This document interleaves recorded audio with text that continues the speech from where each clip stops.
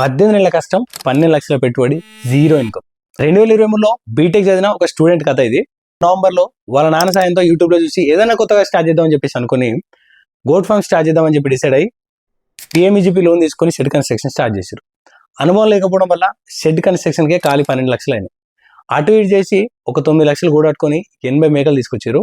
ఒక్కో మేకే 11,000 రూపాయలు పడింది. అండ్ వాటిని మెయింటైన్ చేయడానికి ఒక వర్కర్ని పెట్టారు, గడ్డి కూడా అరేంజ్ చేసుకున్నారు. అంతా బాగానే జరుగుతుంది అనుకున్నారు. 3 నెలలు అంతా సాఫీగానే జరిగినట్టు అనిపించింది. మేకలు వచ్చేసి గ్రోత్ పెరగట్లేదు, కారణం లేకుండానే చనిపోతున్నాయి. ఏం జరుగుతుందో అర్థం కాలేదు. 1, 2 అట్లా కనీసం 20 నుంచి 30 మేకలు అయితే చనిపోయినాయి. ఇదంతా కాదనుకొని మేకలు తీసేసి మళ్ళీ జనవరిలో గొర్రెలతో స్టార్ట్ చేశారు. గొర్రెలు అయితే మనకు అనుభవం ఉంది, ఎంతో కొంత మనం మెయింటైన్ చేయొచ్చు, మనకు ప్రాబ్లం రాదనుకున్నారు. సేమ్ 2 వర్కర్లతో అట్లనే మెయింటైన్ చేస్తున్నారు. ఈసారి గ్రోత్ కూడా బాగానే వచ్చింది, ప్రాబ్లం ఏమి లేదనుకున్న టైంలో సడన్ గా వర్కర్లు మానేసి ఏం చేయాలో అర్థం కాలేదు. వాళ్ళిద్దరే మేపడం తీసుకెళ్ళడం స్టార్ట్ చేశారు. అట్లా కూడా ఒక 3 to 4 months వర్కౌట్ చేశారు. కాకపోతే ఈసారి మళ్ళీ అదే సమస్య, గొర్రెలు చనిపోవడం మళ్ళీ స్టార్ట్ అయింది.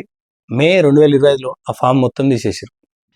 ఒక్కసారి వెనుక తిరిగి చూసుకుంటే సంవత్సరం కాలం గడిచిపోయింది. ఏం చేయాలో అర్థం కావట్లేదు. ఈసారి కొడితే గట్టి కొట్టాలని చెప్పి ఆలోచించి మొదట అనుభవం తెచ్చుకుందాం అని చెప్పేసి ఒక బర్రె 1,10,000 రూపాయలు పెట్టి తెచ్చుకున్నారు. పూటకు 10 లీటర్లు పాలు ఇస్తుంది. వాటిని అక్కడ దగ్గరలో ఉన్న వాళ్ళకి సేల్ చేయడం స్టార్ట్ చేసినారు.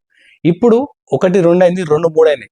ప్రజెంట్ వాళ్ళ దగ్గర 8 బర్రెలు 2 ఆవులు అయితే ఉన్నాయి. 55 లీటర్ల పైన బర్రె పాలు, 25 లీటర్ల పైన ఆవు పాలు అయితే సేల్ చేస్తున్నారు. ఒక నెలకి కనీసం అన్ని ఖర్చులు పోను 70,000 అయితే మిగులుతున్నాయి. ఈ షెడ్ని ఇంకా పెంచే ఆలోచనలో కూడా ఉన్నామని చెప్తున్నారు. మన తరపున, మన టీం తరపున వాళ్ళు అనుకుని జరగాలని కోరుకుందాం.